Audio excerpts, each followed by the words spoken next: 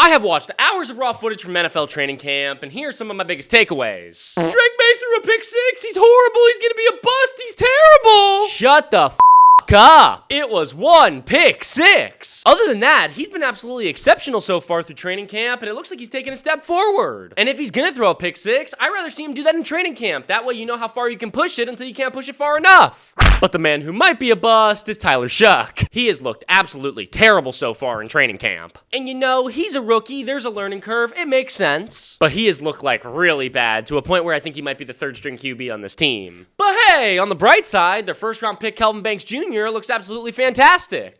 Tua's haircut might be a little questionable, but that doesn't mean he's not going to be great this year. This has been by far his best training camp of his entire career, and I feel like people forget that this is one of the most explosive offenses in the league. Once upon a time, they dropped 70 points against the Broncos. And with Miami's defense being injured and ass, I think that just means more points for the offense.